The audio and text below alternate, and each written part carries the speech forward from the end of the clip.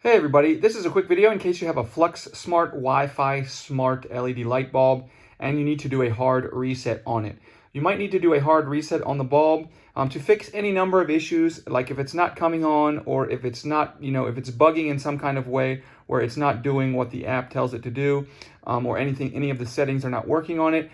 A restart can fix a lot of these issues and it's quite easy to do. So what you want to do is you want to turn the bulb on.